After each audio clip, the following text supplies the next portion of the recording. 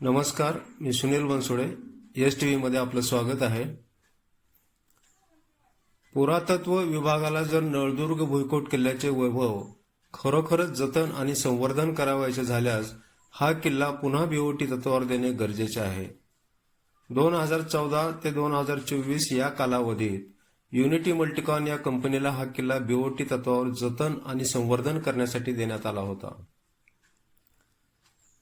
Unity मल्टीकॉन कंपनीने पडझड होऊ पाहत असलेल्या या किल्ल्याची पुरातत्व विभागाच्या सूचनेनुसार पुनर्बांधणी करून त्याच्या वैभवाची जपणूक केली. जागोजागी बाग बगीचा तयार करून मनमोहक अशी झाडे लावली. कारंजे, लहान मुलांसाठी खेळणी, बोटिंग असे विविध प्रकार सुरू करून पर्यटकांना आकर्षित करण्याचा प्रयत्न या कंपनीने केला होता. त्यामुळे पर्यटकांच्या वाढत्या संख्येमुळे व्यापारातही वाढ झाली होती. आता मात्र 2024ला या कंपनीचा करार संपल्याने त्या ठिकाणी कंपनीने काम करणे बंद केले आहे. त्यामुळे या किल्ल्याची देखभाल सध्या तरी जेमतेम 4 कर्मचाऱ्यावर पुरातत्व विभागच पाहत आहे. पश्चिम चालुक्य साम्राज्याच्या कारकिर्दीत उभारलेला हा किल्ला नंतर विविध शासकांच्या नियंत्रणाखाली बदलला. 1351 ते 1480 पर्यंत तो बहामनी सल्तनतच्या अधीन आला आणि 1558 मध्ये तो आदिलशाही राजवंशाच्या अधीन आला. 1686 मध्ये आदिलशाही राजाच्या पतनानंतर नळदुर्ग मुघल साम्राज्यांच्या ताब्यात गेला. निजाम उल मुल्क असफ जाह पहिला हा मध्य भारत आणि गुजरातसह कन्याकुमारीपर्यंत संपूर्ण दख्खन प्रदेशाचा राज्यपाल म्हणून नियुक्त झाला. औरंगजेबाच्या निधनानंतर नवाब निजाम उल मुल्क आसिफ जाह बहादूर यांनी निजाम वर्चस्व स्थापन करून त्यांच्या काळात बंडामुळे नवाब मोहम्मद दुल्ला खान बहादूर यांची राज्यपाल म्हणून नियुक्ती झाली. नंतर त्यांचा मुलगा नवाब अमीर नवाजुल मुल्क बहादूर यांनी यशस्वीरित्या राज्य केले. तुळजाभवानी मंदिरातील चोरीची भरपाई करण्यासाठी सोने दान करून उदारता दाखवली. उल्लेखनीय ऐतिहासिक घटनांमध्ये नळदुर्ग किल्ल्यातील चांद बीबी सुलतानचा विवाह आणि निजाम उल मुल्कची मुलगी राजकुमारी फखरुन्निसा बेगम यांचे या ठिकाणी दफनस्थान आहे. नवाबच्या निधनानंतर त्यांच्या वारसांनी 1948 पर्यंत येथे राज्य केले. सध्याचे वारस हैदराबाद, तेलंगणा येथे राहत होते. आजही त्यांचा नळदुर्ग येथील लोकांशी संपर्क आहे. हा किल्ला मध्ययुगीन वास्तुकला आणि अभियांत्रिकी तंत्रज्ञानाचा अभिमान बाळगतो. अशा या वैभवशाली इतिहास असणाऱ्या किल्ल्याची आज दुरावस्था होताना पाहावयास मिळत आहे. या किल्ल्याचे पुरातत्व विभागाला खरोखरच जतन आणि संवर्धन करावेसे वाटत असेल तर हा पुन्हा किल्ला बीओटी तत्वावर देण्यात यावा. अन्यथा या किल्ल्याच्या आतील भाग हा गुरांसाठी चरण म्हणूनच वापर होणार हे नक्की आहे. या संदर्भात एस टीव्हीने काही स्थानिक नागरिकांच्या व पर्यटकांच्या प्रतिक्रिया जाणून घेतल्या. त्यांना काय वाटतं ते आपण पाहूया. मी शहाबाज काजी, माजी नगराध्यक्ष, नगर परिषद नळदुर्ग जिल्हा काँग्रेस कमिटीचा उपाध्यक्ष आहे. 2014 साली तत्कालीन पालकमंत्री मधुकररावजी चव्हाण साहेब यांच्या प्रयत्नाने महाराष्ट्रामध्ये एक प्रायोगिक तत्वावर नळदुर्गचा किल्ला देखभाल आणि जतनासाठी सोलापूरच्या युनिटी कंपनीला देण्यात आला होता.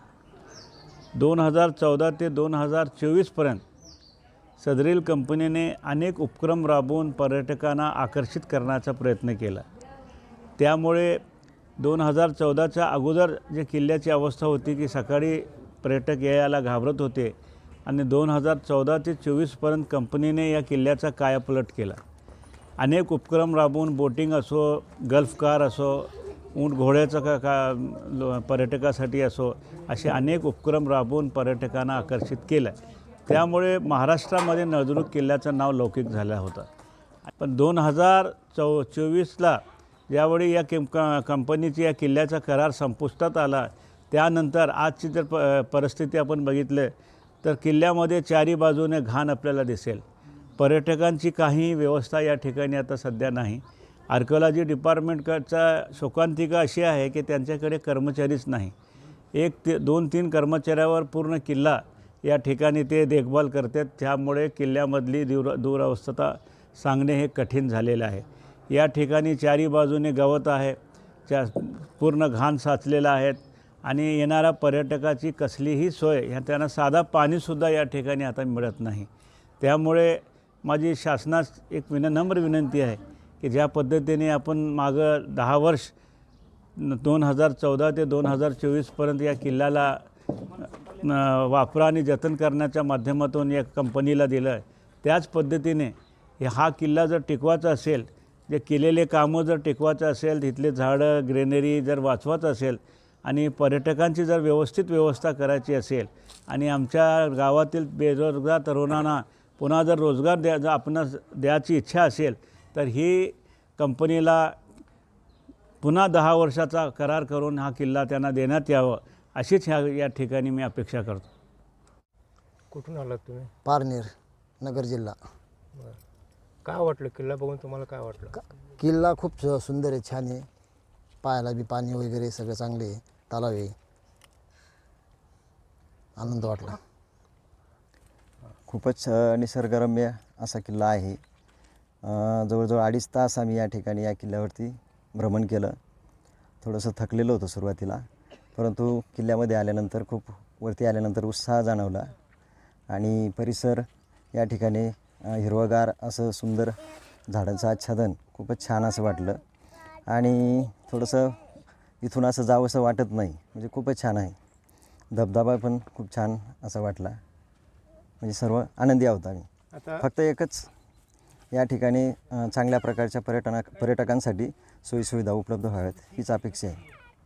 मी युवराज कुंडलिक बडे, तालुका पारनेर, जिल्हा अहिल्यानगर येथून आलेलो आहे. माझं नाव सागर सदाशिव कातकर. आम्ही पुण्यावरून आलो आहोत.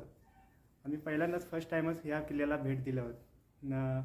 त्यामुळं गड बघण्यासाठी मस्त आहे, एकदम बघण्यासाठी एकदम पूर्ण भिंतीचं बांधकाम वगैरे अजून आहे तसं राहिलेलं आहे. पूर्ण संवर्धन केलं राहिलेलं आहे चांगला. फक्त एवढंच इथं खंत आहे, वाटते की पाण्याचे बॉटल्स किंवा कचरा हे चारोतरफ दिसतात पूर्ण सगळीकडे.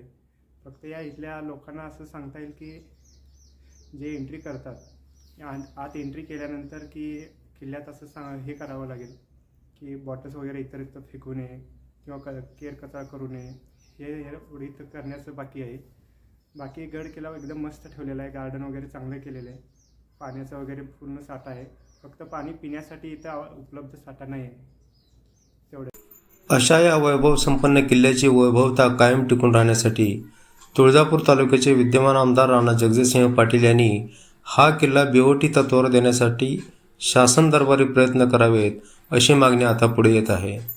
Sunil Bansode, STV Marathi news, Dharashiv.